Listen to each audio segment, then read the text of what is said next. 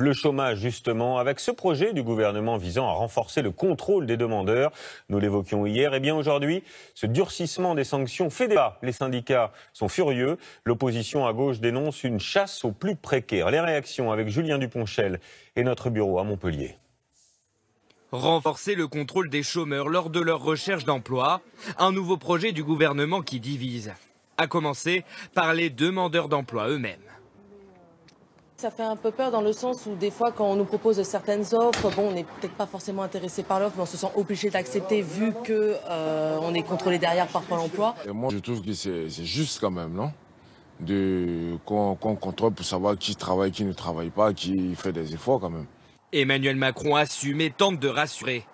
S'il n'y a pas de règles, on ne peut pas avancer. Mais mettre des règles, ça ne veut pas dire qu'on va poursuivre chacun ou qu'il y a une suspicion derrière chacun. Du côté des syndicats, la CGT estime que ce projet favoriserait la précarité des chômeurs. Et en fait, c'est une façon de les pousser à accepter n'importe quel sale petit boulot, n'importe quelle condition de boulot, n'importe quelle condition de salaire, n'importe quelle condition d'éloignement de son domicile. Le patronat, lui, se félicite. Cela fait des années qu'il réclame un durcissement de contrôle. Si on veut que ce système réponde à ceux qui ont un accident de parcours professionnel et qui ont besoin de cette allocation chômage, il est tout à fait normal que pour ceux qui potentiellement pourraient en profiter sans rechercher d'emploi, qu'il y ait un contrôle, une vérification et à l'extrême limite une sanction si effectivement il n'y a pas de recherche effective d'emploi. Ce député de la France insoumise dénonce une politique qui favorise les employeurs. C'est contre les salariés, c'est contre les chômeurs et toujours au profit en réalité d'une seule chose, c'est les revenus du capital. C'est ça sa logique. Enfin, à droite, personne ne croit en cette mesure. Je pense qu'en réalité, le gouvernement fait fuiter pour mettre un peu des barres, des lignes rouges pour la négociation qui va démarrer le 11 janvier entre les partenaires sociaux. Des négociations qui auront lieu jusqu'à la mi-février, date à laquelle le gouvernement devrait rendre sa copie définitive sur la réforme de l'assurance chômage. Voilà pour le débat, les réactions. Alors, contrôle nécessaire ou chasse aux chômeurs injustifiés, comme on l'a entendu. Bonsoir Julien Dupéret. Bonsoir Julien. D'abord, est-ce que c'est vrai, puisque c'est ce que certains disent, que le système actuel n'est pas assez sévère ?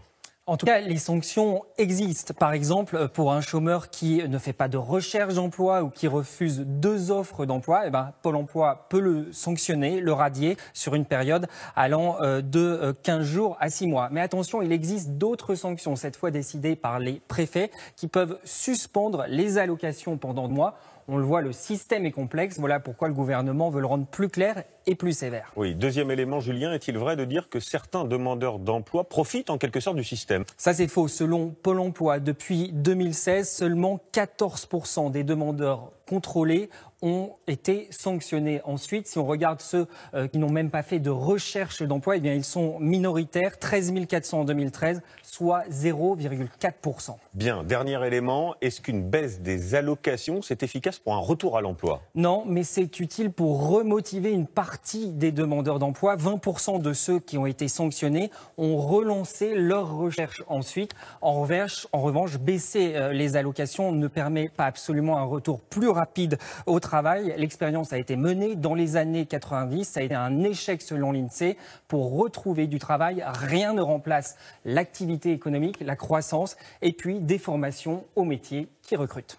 Merci Julien pour toutes ces précisions. L'économie encore avec cette nouvelle